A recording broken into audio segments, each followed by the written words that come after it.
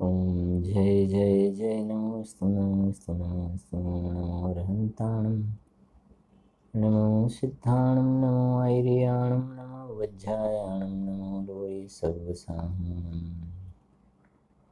नमः समयसाराय स्वानुभूत्या चकासते चित्स्वभावाय भावाय सर्वभावान्तरच्छिदे वन्दितु सर्वसिद्धे ध्रुवमचलमणोरमं गतिं पत्ते ओछामि समय पाहुड़ सुध केवली भणियम् निज स्वरूप को परम रस जामे भयो अपार वंदो परमानंदमय समय सारे अविकार।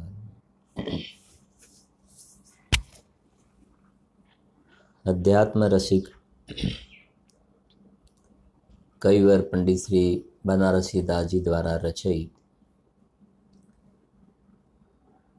समयसार नाटक ग्रंथ में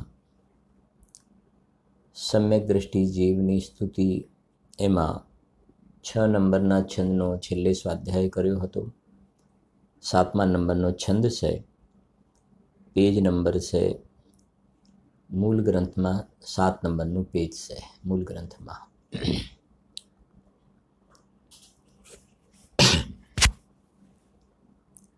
पाठ करीशु। पहला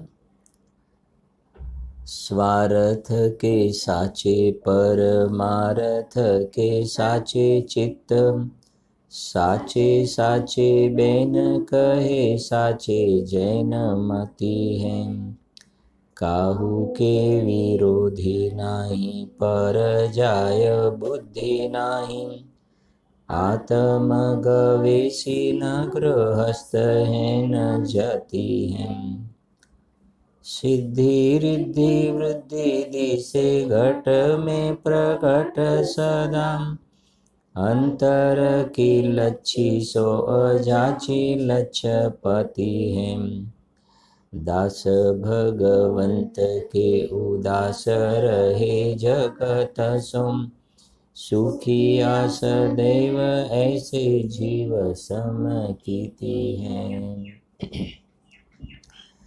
बहुत सुंदर से छंद शू कहे से पहलू स्वार्थ के साचे पहली तो आटली बात से स्वार्थ के साचे नीचे अर्थ लख्यो छे जेमने पोताना आत्मानु साचू ज्ञान से स्वार्थ शब्दार्थ लख्यो छे ने स्वार्थ शब्द आवे छे ने स्वार्थ એટલે સ્વ એટલે આત્મા અને અર્થ એટલે પદાર્થ એટલે આત્મ પદાર્થ એટલે સ્વાર્થ કે સાચી એનો અર્થ એ છે કે જેમને સાચા અર્થમાં આત્મા સંબંધની જાણકારી થઈ છે।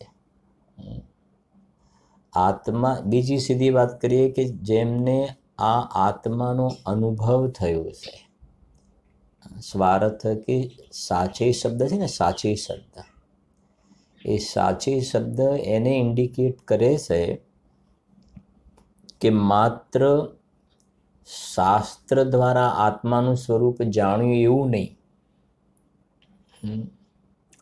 ગુરુએ આત્માનું સ્વરૂપ આવું કહ્યું કે આત્મા જ્ઞાનાનંદ સ્વરૂપ છે માટે આત્મા જ્ઞાનાનંદ સ્વરૂપ છે એવું નહીં। અહીંયા જે સાચા અર્થમાં સ્વ અર્થ એટલે પોતાના શુદ્ધાત્માનું સાચા અર્થમાં જ્ઞાન થયું છે। એટલે બીજી રીતે કહેતો સ્વ સંવેદનમાં પોતાનો શુદ્ધાત્મા પ્રત્યક્ષ થયો છે। સમયસાર ગ્રંથરાજનો પહેલો કલશ સ્વાનુભૂત્યા ચકાસતે સ્વાનુભૂતિમાં આત્માનો વૈભવ ખ્યાલમાં આવ્યો છે। મને બતાવો આત્મા કેવો હશે તો એ આત્મા કેવો હશે શ્રી ગુરુએ આત્માનું સ્વરૂપ સમજાવ્યું। જીનવાણી દ્વારા આત્માનું સ્વરૂપ સમજીને પછી અંદરમાં પોતે સ્વાનુભવથી આત્મા પ્રત્યક્ષ કર્યો છે। એટલે આ સમ્યક દ્રષ્ટિની વાત ચાલે છે ને, સમ્યક દ્રષ્ટિની, શાસ્ત્ર જ્ઞાનીની વાત નથી, આત્મજ્ઞાનીની વાત છે આ. શાસ્ત્ર જ્ઞાન અલગ છે, આત્મજ્ઞાન અલગ છે. આત્મજ્ઞાનમાં તો આત્મામાં આનંદ છે, એ વેદાય છે. શાસ્ત્ર જ્ઞાનમાં શાસ્ત્રમાં કંઈ આનંદ નથી. શાસ્ત્ર તો આ તો પૂદગલ દ્રવ્ય છે, એમાં ક્યાં આનંદ છે? એટલે શાસ્ત્ર જ્ઞાન અલગ છે, આત્મજ્ઞાન અલગ છે. એટલે જે પહેલું લખ્યું છે સ્વાર્થ કે સાચે, એટલે કે જેમને અંદરમાં આત્મા સાચા અર્થમાં સ્વસંવેદનમાં જણાયો છે. ભલે કહ્યું ને દીડકાનો જીવ હોય, ચકલાનો જીવ હોય, નારકીનો જીવ હોય, પણ એ કહેશે એમને અંદરમાં આત્મવૈભવ સ્વસંવેદનમાં પ્રત્યક્ષ કર્યું છે. પછી શું કહે છે જુઓ, બીજી વાત, સ્વાર્થ કે સાચે. પછી બીજી વાત, પરમાર્થ કે સાચે. પરમાર્થ કે સાચે, પરમાર્થ નીચે અર્થ લખ્યો અને ફૂટનોટમાં પણ લખ્યું છે પરમાર્થ એટલે પરમાર્થ એટલે પરમ અર્થ અર્થાત મોક્ષ. બેમાં અર્થ ખરે ને, એક સ્વાર્થ શબ્દ આવ્યો ને બીજો પરમાર્થ શબ્દ આવ્યો. કવિતાની સ્ટાઇલમાં લખ્યું ને પરમાર્થ, એવું લખ્યું ને પરમાર્થ, એટલે સ્વાર્થ અને પરમાર્થ. તો સ્વાર્થમાં તો પોતાના આત્માને અનુભવ્યો સ્વાર્થમાં, અને પરમાર્થની અંદર એવી વાત છે પરમાર્થમાં કે જેમને સાચા અર્થમાં મોક્ષની અભિલાષા છે. સાચા અર્થમાં મોક્ષની અભિલાષા છે. ખાલી મારી ઝટ મોક્ષે જાવું છે એમ જોર જોરથી બોલવાની કે વાતોના વડા કરવાની વાત નથી. આ નથી કહેતા, દિલથી જેને કહેવાય ને, આપણી સાદી ભાષામાં કહીએ તો અંદરથી મોક્ષમાં જવાની સાચી ભાવના છે. હા, એની અહીંયા એની વાત કરી રહ્યા છે. હમણાં જ આપણા પૂજ્ય ગુરુદેવજીના યોગસારના પ્રવચનમાં જ લગભગ પહેલા જ પ્રવચનમાં વાત આવી ને, આપણે વચ્ચે કોઈ વાત પણ કરી હતી, આ મોક્ષની વાત આવી ને, એટલે કે ગુરુદેવશ્રીને જ્યારે સંપ્રદાયમાં હતા ને, એ વખતે બગસરાને યાદ કરીને ગુરુદેવશ્રી કહે છે કે બગસરાની અંદર જ્યારે સંપ્રદાયમાં ગુરુદેવશ્રી આ મોક્ષની વાત કરતા હતા, મોક્ષનો મહિમા બતાવતા હતા, એ વખતે ત્યાં એક કોઈ ભાઈ હતા, એમને ગુરુદેવશ્રીને એમ કહ્યું કે તમે આ મોક્ષની બધી મોટી મોટી વાતો કરો છો, પણ અમારે મોક્ષમાં નથી જવું, અમારી ભાવના મોક્ષમાં જવાની નથી. તો ગુરુદેવશ્રીએ કહ્યું તો શું તમારી ભાવના છે? તો એમને કહ્યું કે અમારે તો અમદાવાદમાં માણેક ચોકમાં ઝવેરી થવું છે. હમણાં જ હતું ગુરુદેવજીના પ્રવચનમાં 4 દિવસ પહેલાં જ. માણેક ચોકમાં ઝવેરી થવું છે. ત્યારે ગુરુદેવશ્રીએ આમ અંદરથી ભાવ કહ્યું કે માણેક ચોકમાં ઝવેરી થાવ કે ના થાવ એની ખબર નથી, પણ તમારી ભાવના જોઈને એવું લાગે છે કે તમે માણેક ચોકમાં ગધેડાના પર્યાયમાં ઉત્પન્ન થાવ અને ભાર ઉપાડો ત્યાં, એવી તમારી પરિણતિ દેખાય છે. આવી તો જીવોની મોક્ષ સંબંધની વાતો. બીજી પણ ગુરુદેવશ્રી એક અન્ય મતના કોઈ વિદ્વાન હતા, એની પણ વાત કરતા હતા. લાલન પંડિત કેવું કંઈક નામ, 95 વર્ષની ઉંમર, 95 યર ઓલ્ડ. અને ગુરુદેવશ્રીને આ મોક્ષ સંબંધી બધો મહિમા ચાલતો હતો ને, મોક્ષમાં જવાના ગાણા ગવાતા હતા. એ વખતે લાલન પંડિતે ગુરુદેવશ્રીને એમ કહ્યું કે આ મોક્ષમાં આ ઓસામણ ખાવા મળે કે ના મળે? હવે ગુરુદેવશ્રીએ કહ્યું કે આ શું કહો છો તમે? 95 વર્ષની ઉંમર, અમે સિદ્ધ તો થઈ જઈએ, આ તમે સિદ્ધ ભગવાન મોક્ષની આટલી બધી વાતો કરો છો, પણ ત્યાં ઓસામણ એટલે ખ્યાલ આવે છે ને, ભાતનું દાળનું જે પાતળું એકદમ પાણી હોય ને, ઓસામણ, હા, એ ખાવા મળે કે ના મળે? તો મારી સાથે અત્યારે કહેવાનો ભાવ એ છે કે ગુરુદેવશ્રીએ બહુ જ એક સરસ જવાબ આપ્યો છે, બહુ સુંદર જવાબ આપ્યો છે એનો, કે જો પંડિત કે તમે આજે મોક્ષમાં ઓસામણ ખાવાની વાત કરો છો ને, વાત સાંભળો, અત્યારે હાલ પણ તમે ઓસામણ નથી ખાઈ શકતા. તમારી વાડકીમાં ઓસામણ આવે, તમે ખાઈ નથી શકતા. તમને તો માત્ર ઓસામણનું જ્ઞાન થાય છે. ઓસામણનું શું થાય છે? જ્ઞાન થાય છે, જાણકારી થાય છે, જ્ઞાન થાય છે. અને જ્યારે તમારો મોક્ષ થશે ને, મોક્ષ થશે એ વખતે પણ એ સંબંધની જાણકારી થવાવાળી છે, જ્ઞાન જ થવાવાળું છે. અહીંયા પણ તમને જ્ઞાન થાય છે. અત્યારે તમે ઓસામણને, આત્મા ઓસામણને થોડો વડે, અહીંયા જ્ઞાન થાય છે, ત્યાં પણ તમને જ્ઞાન થવાવાળું છે. એ વખતે પણ તમને એ સંબંધીની જાણકારી, જ્ઞાન થશે. તો કે પછી વાંધો નથી, તો અમારે હવે મોક્ષમાં જવું છે. હા, આવી તો જીવોની મોક્ષ સંબંધીની કેવી ભ્રાંતિ જોવામાં આવે છે. મોક્ષ તત્વ સંબંધમાં ટોડરમલજી સાહેબે છેલ્લા અધ્યાયમાં 9મા અધ્યાયની અંદર એના માટે એક સરસ વાત પણ કરીને, એમને આપણે વિસ્તારમાં જવા માગતા નથી અત્યારે, ત્યાં એમ કહ્યું કે તું દેખાદેખી મોક્ષને ઉત્કૃષ્ટ કહે છે. વાસ્તવમાં તને અંદરમાં આ મોક્ષનું સ્વરૂપ તને હિતાવહ લાગ્યું નથી. એટલે અહીંયા બીજા નંબરમાં જે વાત કહી છે ને, સ્વાર્થ કે સાચે પરમાર્થ કે સાચે ચિત્ત, અંદરમાં, કેમ કે વાત એવી છે ને, સાંભળો, સમ્યક દર્શન થતાં સમ્યક દ્રષ્ટિ જીવને 7 તત્વની શ્રદ્ધા થાય છે. તત્વાર્થ શ્રદ્ધાનમ સમ્યક દર્શનમ.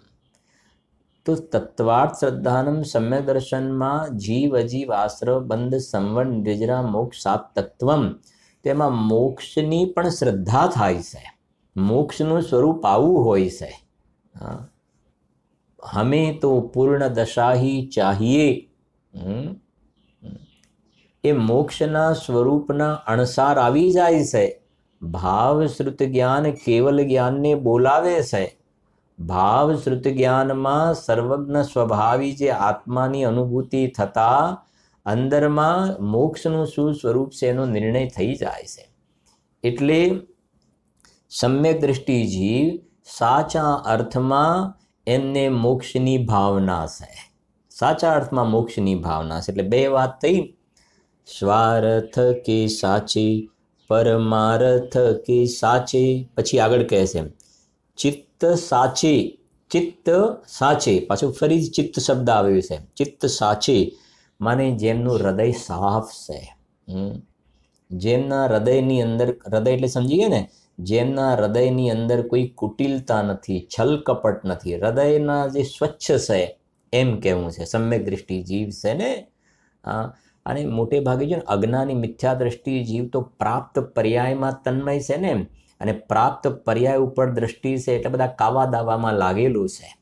આગળ આવશે મિથ્યા દ્રષ્ટિની વાત, એટલે કાવા દાવામાં લાગે. સમ્યક દ્રષ્ટિ તો પર્યાયથી છૂટો પડી ગયો છે.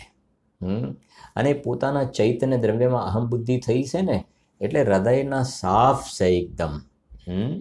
આ બધી સમ્યક દ્રષ્ટિની તો વાત છે, પણ સમ્યક તો પ્રાપ્ત કરવા માટે જીવોની આવી પણ એક પ્રકારની પાત્રતા અંદરમાં હોવી પણ જરૂરી છે. યથા યોગ્યની ભૂમિકા પ્રમાણે પહેલા એ કહે છે, જુઓ, ચિત્ત સાચે, જે હૃદયના સાચા છે. પછી સાચી બેન કહે, ચોથી વખત સાચી શબ્દ આવ્યો. સાચી બેન કહે. હા, સાચી બેન, જેમના વચનો જે છે ને એ સત્ય વચનો હોય છે. સાચી બેન કહે. એ કોઈ કાલ્પનિક વાતો નહીં કહે કે મને આમ લાગે છે, કદાચ આવું હોવું જોઈએ, આવું હોવું જોઈએ, એવું નહીં. કેમ કે સમ્યક દ્રષ્ટિ જીવને દેવ શાસ્ત્ર ગુરુની યથાર્થ શ્રદ્ધા છે. એટલે સર્વજ્ઞ ભગવાનની વાણીમાં જે વાત આવી ને, અને પોતે અંદરમાં સ્વસંવેદનમાં આત્માને પ્રત્યક્ષ કરેલો છે, એટલે એમના વચનો જે છે એ પરમ સત્ય વચન હોય છે. એટલે સાચી બેન કહે, એમના વચન સત્ય હોય છે. જેમ કે ભાઈ કુંભાર ઘડો બનાવતો નથી, બાઈ રોટલી બનાવતી નથી, પેટ્રોલથી મોટર ચાલતી નથી, શુભ ભાવથી 3 કાળમાં ધર્મ થાય નહીં, વ્યવહાર કરતાં કરતાં નિશ્ચય ન થાય, નિમિત્તના 100% નિમિત્તમાં, ઉપાદાનના 100%, ઉપાદાનમાં બંનેના 50-50% મળીને કાર્ય થાય એવું 3 કાળમાં હોય નહીં. પરદ્રવ્યમાંથી 3 કાળમાં સુખની પ્રાપ્તિ થાય નહીં. આ બધા સમ્યક દૃષ્ટિના વચનો છે. પર્યાય કર્મબદ્ધ જ થાય. એની અંદર રંચ માત્ર આપણે આગળ પાછળ આપણે નહીં, કોઈ પણ ઇન્દ્ર જિનેન્દ્ર ભગવાન કોઈ પણ આગળ પાછળ રંચ માત્ર કાંઈ કરી શકે નહીં. એક દ્રવ્ય બીજા દ્રવ્યને અડે નહીં, કાંઈ કરે નહીં. આવી બધી જે પરમ સત્ય વાતો જે છે એ કહે છે સાચી બેન કહે. સાચી બેન કહે. પછી શું કહે છે? સાચી જૈન મતી હૈ. કેટલી? 1 2 3 4 ને 5, 2 લીટીમાં 5 વખત સાચી શબ્દ આવ્યો. સાચી જૈન મતી હૈ. સાચી જૈન મતી હૈ. સાચી જૈન મતી એટલે આપણે તો કુળક્રમમાં જન્મ થઈ ગયો ને, જૈન કુળમાં જન્મ થઈ ગયો એટલે સાચી જૈન મતી નહીં. શા માટે લખવું પડ્યું બધું? કાલે પણ આપણે એક છંદ બોલ્યા હતા, કાલે કે પરમ દિવસે, ઘટ ઘટ અંતર જીન બસે, ઘટ ઘટ અંતર જૈન, મત મदिरा के 500 मतवाला समझैन. શું કહે છે? જો સાચી જૈન મતી હૈ. સાચી જૈન મતી એનો અર્થ સમયસારની 15 નંબરની ગાથા યાદ કરો. ગ્રંથાદિરાજ સમયસારની 15 નંબરની ગાથા, જે આપણે હમણાં 14 ગાથા તો ચાલી 10 લક્ષણમાં. એટલે શું? આ 5 ભાવ સ્વરૂપ પોતાના જે શુદ્ધાત્માને જે જોવે છે ને, અબદ્ધ સ્પષ્ટ અનન્યને જે નિયત દેખે આત્મને. પછી ત્યાં એવો ભાવ છે, તે દ્રવ્ય તેમજ ભાવ જીન શાસન સકલ દેખે ખરે. પહેલી લાઈનમાં 3 બોલ લખ્યા છે પણ 5 સમજવાના ગર્ભિત રૂપમાં. ભાવ એ છે અબદ્ધ સ્પષ્ટ અનન્ય જે અવિશેષ દેખે આત્મને. અવિશેષ દેખે. અને પછી લખ્યું તે દ્રવ્ય તેમજ ભાવ જીન શાસન સકલ દેખે કરે. શું કહેવા માગે છે? જે જીવે આ સ્વાનુભવમાં પોતાના આત્માને સ્વસંવેદનમાં પોતાનો વૈભવ અનુભવ્યો ને, એ સાચા અર્થમાં એ જૈન એ છે. ભાવથી જૈન છે. ભાવથી જૈન. કુલક્રમથી તો જૈન છે. આજે કુલક્રમથી અમે રાત્રિ ભોજન નથી કરતા, ભક્ષ નથી ખાતા. રાત્રિ તો એ કહે છે કશાયની મંદતા છે. દેવલોકમાં જાય પણ મિથ્યાત્વ છે ને, તો પાછું મરીને ક્યાંક તિર્યંચ વગેરેમાં જન્મ થઈ જાય. બધું ગમે તેવું ખાવા પીવા લાગી જાય. તો કુળક્રમથી જૈન નહીં, નામધારી જૈન નહીં, નામ માત્રના જૈન નહીં. એક નામધારી જૈન. નામધારી એટલે ખાલી નામ શું કહેવાય ને, જૈન કુળમાં જન્મ થયો, પાછળ નામ જૈન લખાય, બાકી લૌકિક આચરણ પણ એકદમ ભ્રષ્ટ આચરણ હોય. અને બીજા કુળક્રમથી જૈન, એમ પણ એનો અર્થ કરાય. જૈન કુળમાં જન્મ્યા છે તો કુળક્રમથી બધી ક્રિયાઓનું પાલન કરે છે, કુળમાં જે ચાલતી હોય ક્રિયાઓનું. અને ત્રીજી વાત છે ભાવ જૈન. અને સમ્યક દૃષ્ટિ જે છે, જેમને ભાવ શ્રુત જ્ઞાનમાં પોતાના આત્માને અનુભવ્યો ને, એ ભાવથી જૈન, એની વાત છે. 2 લીટી ફરી બોલી જઈશું આપણે. જુઓ, સ્વાર્થ કે સાચે પરમાર્થ કે સાચે ચિત્ત, સાચે સાચે બેન કહે સાચે જૈન મતી હે. હવે શું કહે છે આગળ? આ બધી વિશેષતાઓ છે સમ્યક દૃષ્ટિની. બહારમાં આપણે કહીએ એક મોબાઈલ લેવા જઈએ તેની કેટલી કેરેક્ટરિસ્ટિક આપણે જોઈએ છે, એની કેટલી ગુણવત્તા છે, પ્લસ માઇનસ. એમાં સમ્યક દૃષ્ટિને આગળ એક 6થા નંબરનો છંદ ચાલ્યો. આ 7મા નંબરનું તમારે સમયસાર નાટકની સ્વયં તમારી નોટ બનાવવી જોઈએ, અને એની અંદર સમ્યક દૃષ્ટિની વિશેષતાઓ આ બધી લખવી જોઈએ આપણે. બધું બરાબર છે કે નહીં? જો હવે આગળ કહે છે, કાહુ કે વિરોધી નાહી. સમજી ગયા ને? કાહુ કે વિરોધી નાહી એટલે સમજો અહીંયા શું ભાવ છે કે શાસ્ત્રમાં બધા અટપટા કથનો ઘણા આવતા હોય છે. કોઈ જગ્યાએ એમ લખ્યું હોય કે દેહ તે આત્મા, કોઈ જગ્યાએ એમ લખ્યું કે દેહને આત્મા માને એમાં એકત્વણ ઉપર એ મિથ્યા દ્રષ્ટિ છે. કોઈ જગ્યાએ એમ કહ્યું હોય કે આ રાગનો કરતા આત્મા છે. ક્યાંક એવું જોવામાં આવે કે આત્મામાં રાગ કરવાની શક્તિ જ નથી. સમજાય છે કે નહીં? કેટલા એવા પ્રકારના કથનો જીનવાણીમાં જેમ પરસ્પર વિરુદ્ધ હોય એવું પ્રતીત થાય.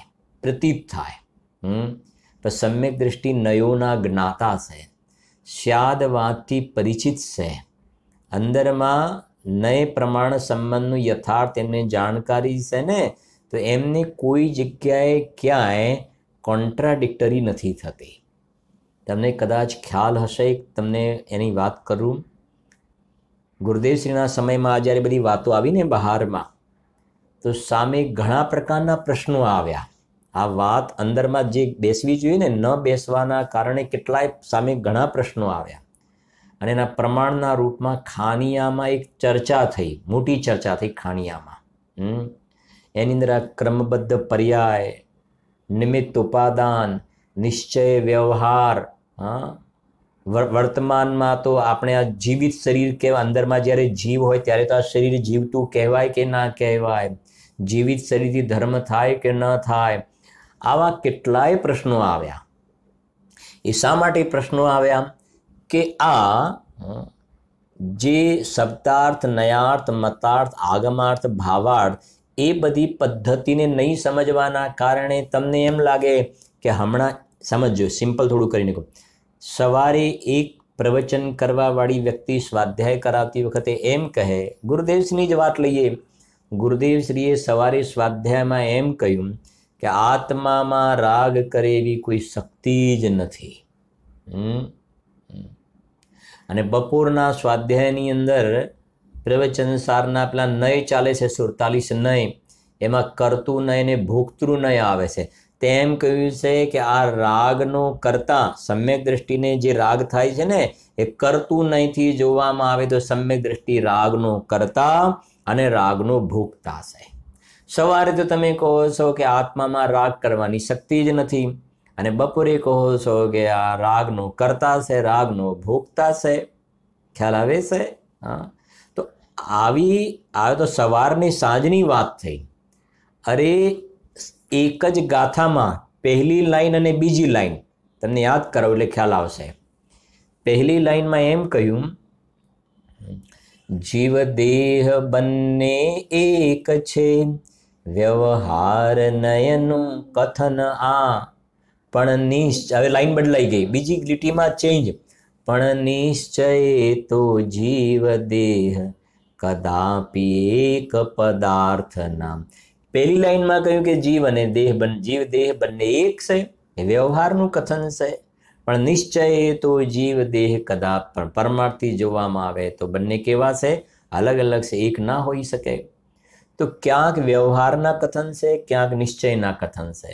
હવે થોડીક વાત નીકળી છે તો કહું ને જરાક.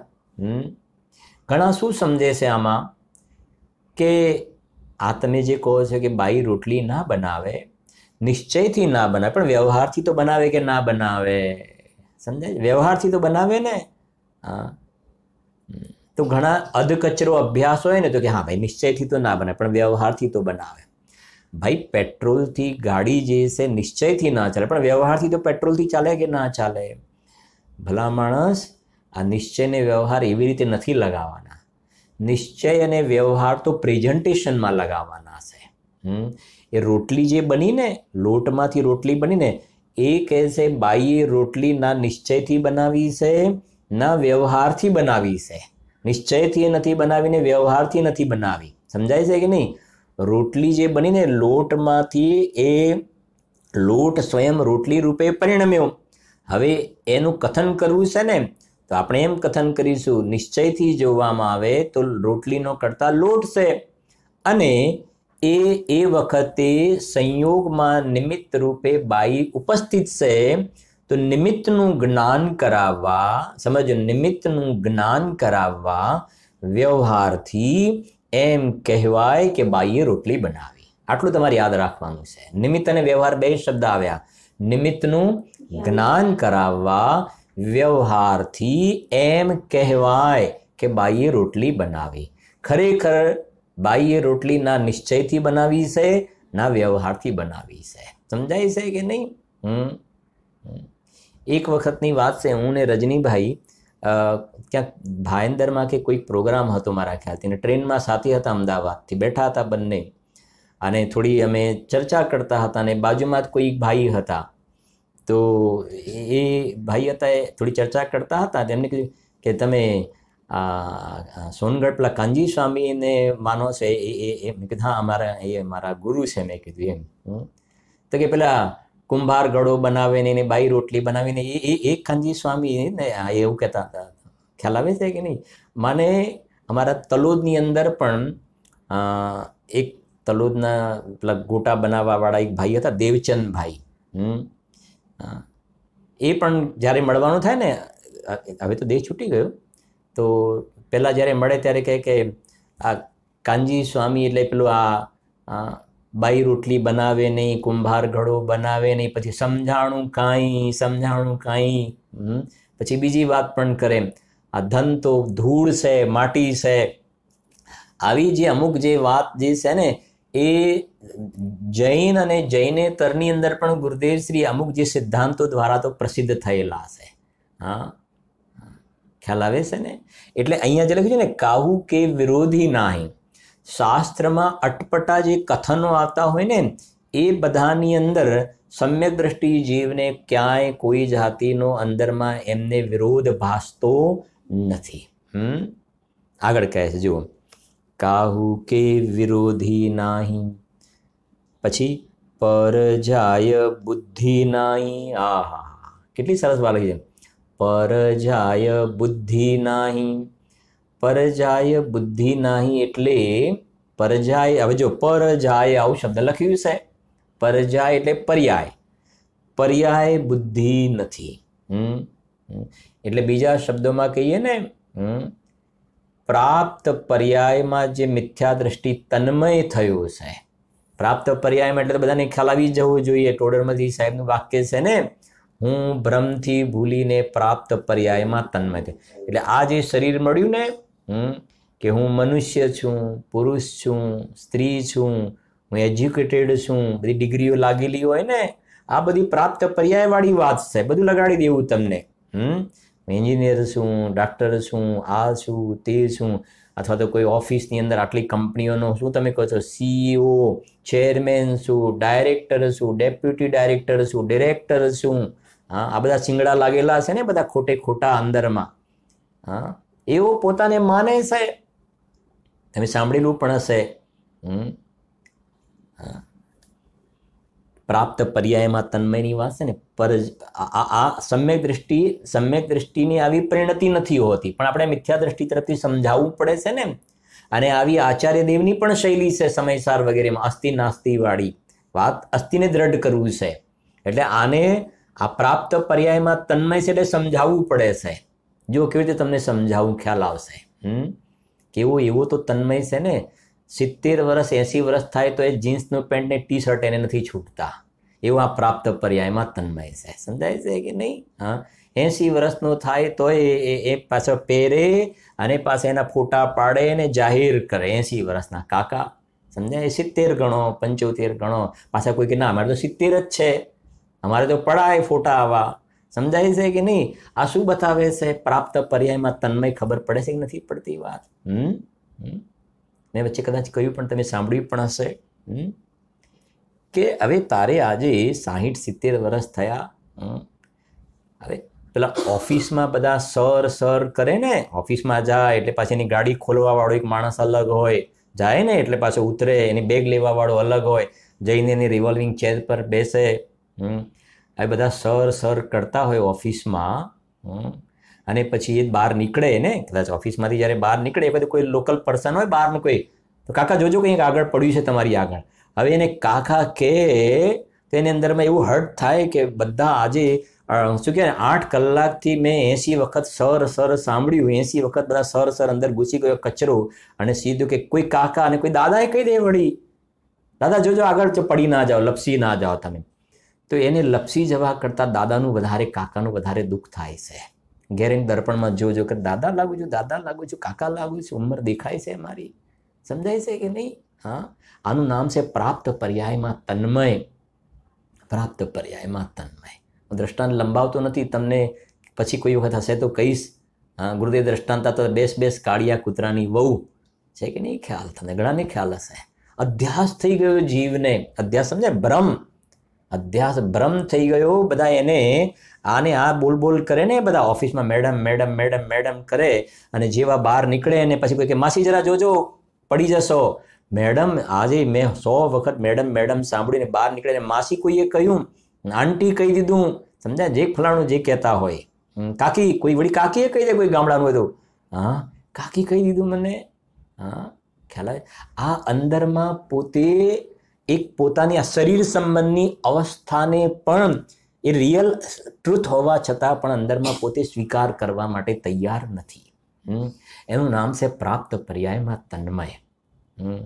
જ્યારે સમ્યક દ્રષ્ટિ જીવ છે ને, હા, એ કહે છે કે અંદરમાં શ્રીમદજીના શબ્દોમાં નાળિયેરમાંથી જેમ ગોળો છૂટો પડે, નાળિયેરમાંથી જેમ ગોળો છૂટો પડે ને, એમ સમ્યક દ્રષ્ટિ જીવને આ શરીરથી અંદરમાં પોતાનો ચૈતન્ય ગોળો છૂટો પડી ગયો છે, છૂટો પડી ગયો છે. અને શ્રીમદજીને જ આપણે યાદ કરીએ ને વધારે, હા, શ્રીમદજીને યાદ કરીએ અત્યારે આ બોલની અંદર, તો અંદરથી ગોળો છૂટી પડી ગયો ને. 16 વર્ષના શ્રીમદજીને તમે જુઓ ને, રાજાના કુંવર જેવું આમ. અને એ જ શ્રીમદજી, હા, જ્યારે 33 વર્ષ 34 વર્ષની, તે હા 32 33 34 બધા લઈ લો, એ સ્થિતિના ફોટા આપણે જોઈએ છે ને આ પ્રમાણે બિલકુલ. આ એક્સરે વગર પણ બધી પાંસળીઓ, આમ એક્સરે ના પાડવો પડે, સમજાય છે કે નહીં? હા, અને આપણે પાંસળીઓ ગણી શકીએ ને એવી પ્રકારની દેહની સ્થિતિ થઈ ગઈ. હા, સમજાય છે ને? અંદરમાં આત્માનો, અંદરમાં ચૈતન્યનો રસ, કાલે કહ્યું હતું ને, અંદરમાં અમે તો આત્મારૂપી ચૈતન્ય બાગમાં ક્રીડા કરીએ છીએ. અંદરનો ચૈતન્યનો બગીચો ખીલતો જાય છે, અને એક દેહ ધારણ કરીને અમે તો ભગવાન બનવાવાળા છીએ. અમે આમાં ક્યાં રોકાઈએ? ક્યાં રોકાઈએ? અને આને તો તું લાખ કરોડ સાચવતોય તારું સાચવું સચવાવાળું નથી ને. હા, અને અંદરમાં આ પોતાનો ચૈતન્ય દેવ છે ને, બસ અમે તો એની સાધના કરીએ છીએ, અમે એની સાધના કરીએ છીએ. એટલે આનું તો જે કાળે જે થવાનું હશે થયા કરશે, એનું પરિણામ સ્વતંત્ર છે. એનું નામ છે, અને ટોડરમલજી બહુ સરસ લખ્યા, એના માટે બહુ સરસ લખ્યું, સમ્યક દર્શન થતાં સમ્યક દૃષ્ટિ જીવ. બહુ સરસ લખ્યું એમને. અનાદિ નિધન ચૈતન્ય દ્રવ્યમાં જ્યાં અહમપણું આવ્યું ને, તો પર્યાયને સ્વાંગ જાણે છે. શું જાણે છે? સ્વાંગ. અને સ્વાંગ તો શું થાય? સ્વાંગ તો બદલાયા કરે, ઘડી ઘડીમાં બદલાયા કરે. આજે આ મનુષ્ય પર્યાયનો સ્વાંગ છે, કાલે દેવ પર્યાય આવશે, પછી બીજી પર્યાય આવશે, અને વર્તમાન એક એક સમયમાં પણ પરિણામ બદલાતા જાય છે, એક એક સમયમાં. આ તો બધા સ્વાંગ છે, આ મારું સ્વરૂપ નથી. આનું નામ છે ભેદ વિજ્ઞાન. પહેલો શ્લોક તો ભેદ વિજ્ઞાનથી તો મંગલાચરણ થયું. સમ્યક દ્રષ્ટિની સ્તુતિનું મંગલાચરણ ભેદ વિજ્ઞાન શબ્દથી થયું. આનું નામ તો છે ભેદ જ્ઞાન. આનાથી હું જુદો છું એ ભેદ જ્ઞાન થયું. અને અજ્ઞાની જીવે આ બંનેમાં શું કરી દીધી? ભેળસેળ કરી દીધી, એકત્વ બુદ્ધિ કરી દીધી. હું કાળો છું, ધોળો છું, અહીંયા 2 કાળા ડાઘા પડી જાય તો લાલ લાલ ઉપર બધું મલમ ચોપડ્યા કરે. સમજાય છે કે નહીં? હા, એ સ્થિતિ અજ્ઞાનીની થઈ ગઈ. એ કહે છે, જુઓ, કાહુ કે વિરોધી નાહી પર જાય બુદ્ધિ નાહી. પછી શું કહે છે? આત્મ ગવેશી ન ગ્રહસ્થ હે ન જતી હે. શું કહે છે? આત્મ ગવેશી. વાહ, કેવા શબ્દો લખ્યા છે બનારસી દાસજી. આત્મ ગવેશીનો અર્થ કર્યો છે ને, તમે જોશો ને, નીચે છે અર્થમાં. આત્મ ગવેશી એટલે આત્મ સ્વરૂપના શોધક છે. ગવેશી શું કહે છે? આત્મ સ્વરૂપના શોધક છે. શોધક, ગવેશી એટલે શોધક. હા, બહારમાં જોઈએ છે ને, પેલા નથી કહેતા બધા શોધખોળ કરવાવાળા, શું કહેવાય, અન્વેષણ કરવાવાળા લોકમાં હોય છે ને, બધા સાયન્ટિસ્ટ કે બીજા ત્રીજું બધું હોય છે ને. હા, એને કહેવાય છે ને, પેલા એવું એક ડિપાર્ટમેન્ટ પણ કહેવાય. શું કે બધી અલગ અલગ મેડિકલ હોય, એન્જિનિયરિંગ હોય, ફાર્મસી હોય, બરાબર છે ને. તો એ જે છે એનું કામ બધું સંશોધન કરવાનું, રિસર્ચ કરવાનું. રિસર્ચ કરે, રિસર્ચ અમે રિસર્ચમાં છીએ, સમજાય છે? શેનું રિસર્ચ કરો છો? શેનું રિસર્ચ કરો છો? કે આમાંથી, આ ખાણમાંથી કેટલું સોનું નીકળે, કેટલી માટી નીકળે. અમે રિસર્ચ કરીએ છીએ કે ભાઈ આ ખાણ છે એમાંથી સોનું કેટલા નીકળશે, કોલસો કેટલો નીકળશે, આ અહીંયા આમ છે, હીરા પન્ના બધી ખાણ હોય ને, આ જમીનમાંથી પાણી મળશે કે નહીં, અહીંયા બોર કરવું કે ના કરવું, અમે એને રિસર્ચ કરીએ છીએ. હા, બધી દવાઓનું રિસર્ચ કહેવાય. બીજું રિસર્ચ કહેવાય આ શું કહેવાય, વનસ્પતિ હોય, આ વનસ્પતિમાંથી શું બને, આમાંથી શું બને, અમે રિસર્ચ કરીએ છીએ, શોધખોળ કરીએ છીએ. સમ્યક દૃષ્ટિ પણ રિસર્ચ કરે છે, સમજાય છે કે નહીં? શેના? આત્મગવેષી. અંદર જે આત્મા ઉપલબ્ધ થયું છે ને એની અંદરથી સમજો, એ રિસર્ચ કરે છે એમને તો ખબર, રિસર્ચનો ભાવ સમજો. પહેલા તો હજુ શોધખોળ કરે છે, એ તો મળે તો મળે, ન મળે તો ન મળે. એવો એક વર્ગ છે, મેં પહેલા ઘણી વાર કહેલું છે. એવા એક સાયન્ટિસ્ટ મળ્યા હતા ને, વર્લ્ડના મોટા સાયન્ટિસ્ટ, લગભગ 150 જેવા સાયન્ટિસ્ટ ભેગા થયા હતા. અને આ સોલ, જીવ નામના પદાર્થનો પાર્ટ શોધવા માટે, જીવનું પાર્ટ શોધવા માટે મહેનત કરી છે. મોટા મોટા મશીનો લગાવ્યા છે, પણ એમને કહ્યું હમ હેરાન હે, હमें कुछ मिलता नहीं है. ઘણા તમને ખ્યાલ છે ને, પેલું કાચનું બરણી રાખે, બોક્સ બંધ, અને અંદરમાં એક જીવતો જીવ મૂકે, અંદર કોઈ નાનો જીવ મૂકી દે અંદરમાં, તો એ મૂકે ને બોક્સ બંધ રાખે, અને પછી અંદરથી જીવ ચાલ્યો ગયો તો કોઈ ક્રેક પડી કે ના પડી, બીજું થયું કે ના થયું, હવે એ શોધમાં પડ્યા છે. હવે એવી રીતે થોડા મળે.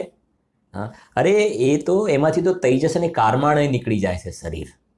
પેલો જીવ તો નીકળી જાય છે, તેજસ અને કારમાણ એ તો સ્કંદ છે, પૂદગલનો સ્કંદ નીકળી જાય છે બરણીને તોડ્યા વગર. હા, એટલું સૂક્ષ્મ પરિણમન પૂદગલનું હોય છે.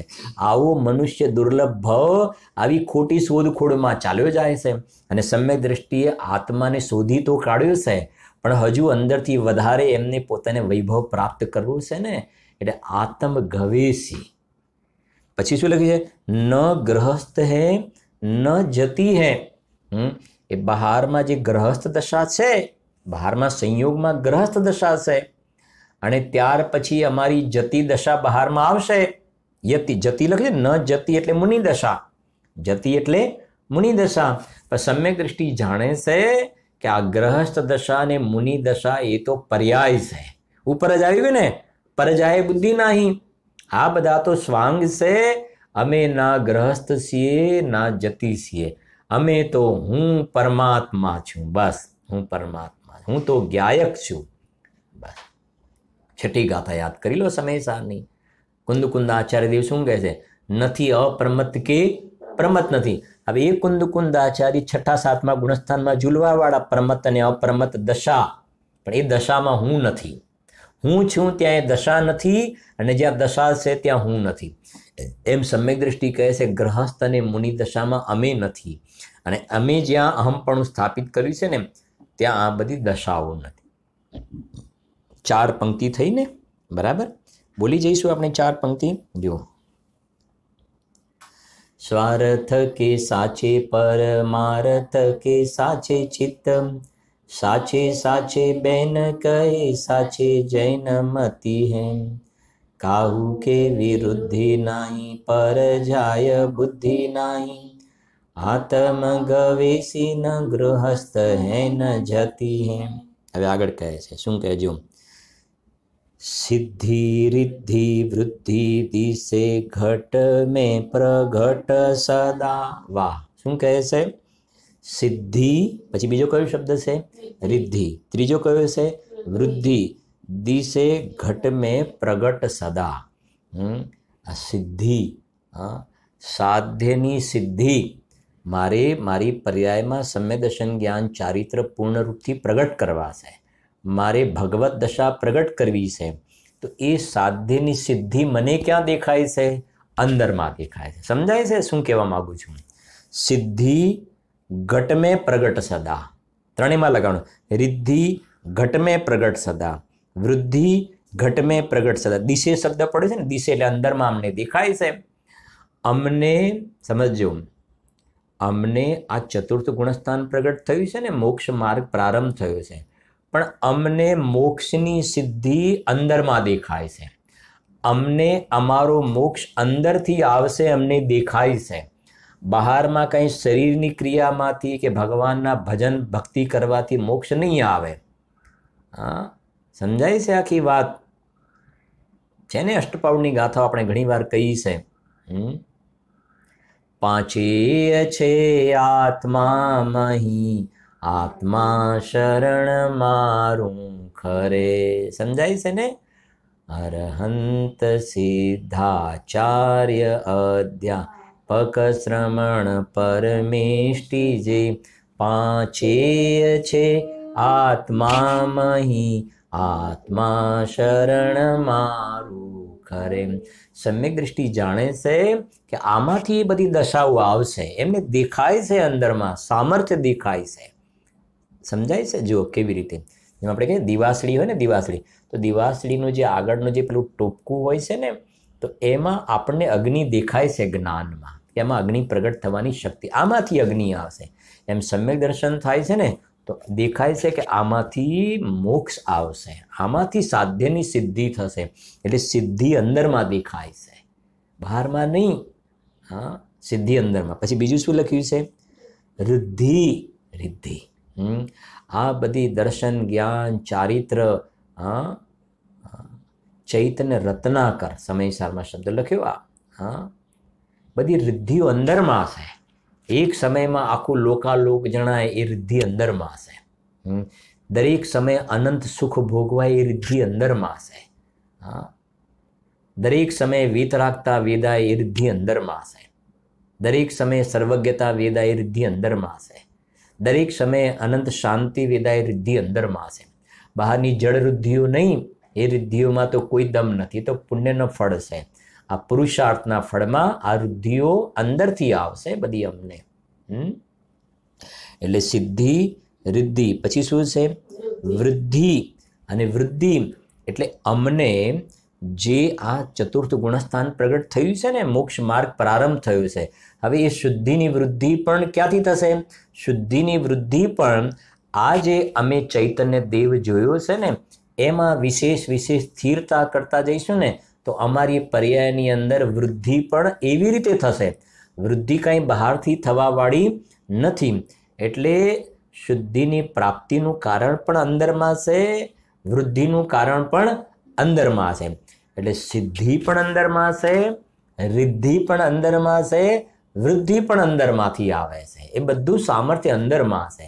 આ સમ્યક દર્શન થતાં એમને સાચા અર્થમાં આત્મા દેખાયો છે. એટલે બહારમાં શુભ ભાવમાં ક્યાંય રોકાતા નથી. આવે તો ભલે આવે શુભ ભાવ, પણ ક્યાંય રોકાતા નથી સમ્યક દ્રષ્ટિ. એ કહે છે. પછી આગળ કહે છે, જો અંતર કી લચ્છી સો અજાચી લચ્છપતિ હૈ. કઈ લક્ષ્મી લખ્યું? અંતર કી લચ્છી સો. એ આત્માના આશ્રય જે આ પોતાની રુદ્ધિઓ પ્રગટ થઈને આત્મ વૈભવ પ્રગટ થયું, ચૈતન્યનો વૈભવ પ્રગટ થયો છે. હા, એ સાચી લક્ષ્મી છે. આ બહારની લક્ષ્મી તો ધૂળ છે. ગુરુદેવ વારંવાર કહ્યું ને, ધૂળ છે, વાસ્તવમાં ધૂળ છે. હા, વાસ્તવમાં ધૂળ છે. એટલે કહે છે અંતર કી લચ્છી સો. અંદરમાં આત્માના આશ્રય જે અમને આ લક્ષ્મી પ્રાપ્ત થઈ છે, પર્યાયમાં વૈભવ પ્રગટ થયો છે ને, માટે અજાચી લચ્છપતિ હે. કેવા શબ્દો લખ્યા છે? અજાચી લચ્છપતિ. એ જમાનામાં લાખોપતિ તો ઘણા કહેવાય ને. હા, જેમ અત્યારે દ્રષ્ટાંત સમજવું થોડું. જેમ કોઈ અબજોપતિ શેઠિયાઓ હોય ને, એ કોઈની પાસે આમ નાના માણસ પાસે હાથ ન લંબાવે. અબજોપતિ શેઠિયા હોય, બરાબર છે કે નહીં? અયાચી. એમ સમ્યક દર્શન થતાં આત્મવૈભવ ઉપલબ્ધ થતાં સમ્યક દ્રષ્ટિ જીવોને બહારમાં કોઈ પણ પ્રકારની અયાચી શબ્દ લખે છે ને, અજાચી એટલે વાંછા નથી જોવામાં આવતી. સૌથી મોટું ધનાઢ્ય તત્વ એવો પોતાનો શુદ્ધાત્મા પોતાને ઉપલબ્ધ થયો છે. નીચે અર્થમાં લખ્યું છે, જુઓ, જે અંતરંગ, નીચેથી ચોથી લીટી છે, જે અંતરંગ લક્ષ્મીથી અયાચી લક્ષપતિ અર્થાત શું છે? સંપન્ન છે. સંપન્ન. હા, જો તમને એક સિમ્પલ દ્રષ્ટાંત આપીએ ને પછી પૂર્ણ કરીએ છીએ વાત. આપણે સાંભળજો. થોડું દ્રષ્ટાંત પહેલાં સમજવું કે જેમ કોઈ એકદમ સાધારણ વ્યક્તિ છે, એકદમ ગરીબ છે, સમજો ને, અને એ પહેલાં બધાની પાસે ભાઈ મને થોડુંક જરાક મદદ કરો અને મદદ કરી, અને પછી એનો પુણ્યનો એવો ઉદય ફાટ્યો ને કે કરોડો અબજો રૂપિયા થઈ ગયા એની પાસે. હવે મારું કહેવું છે, કોઈની પાસે માગણી કરશે નહીં, કરે ને. એ કહે હું હવે શું છું? સંપન્ન છું. દ્રષ્ટાંત છે, હું શું છું? સંપન્ન. પહેલાં હું ભિખારી હતો ને, એ વખતે તો હાથ લંબાવતો હતો. હવે હું સંપન્ન છું, અમીર છું. એ મિથ્યા દ્રષ્ટિ ભિખારી છે. મિથ્યા દ્રષ્ટિ ભલે ને બહારમાં કરોડો અબજો રૂપિયા હોય, મિથ્યા દ્રષ્ટિ ભિખારી દરિદ્રી છે. અને સમ્યક દ્રષ્ટિ થયો ને, સમ્યક દ્રષ્ટિ થયો તો કહે છે કે હવે સંપન્ન છે. કેમ? કેમ કે અંદરમાં પોતાનું સંપન્ન તત્વનો એમને અનુભવ કર્યો છે, ધનાઢ્ય તત્વનો અનુભવ કર્યો છે. માટે સમ્યક દ્રષ્ટિ જીવને બહારમાં કોઈ પણ પદાર્થની વાંછા નથી હોતી. પૂર્વના પાપ કર્મના ઉદયથી કદાચ ન હોય તોય વાંછા નથી, અને મળે ઢગલા તો એને ભોગવવાની વાંછા હોતી નથી. એને વિશેષ ચર્ચા આપણે નેક્સ્ટ સ્વાધ્યાયમાં કરીશું. આપણે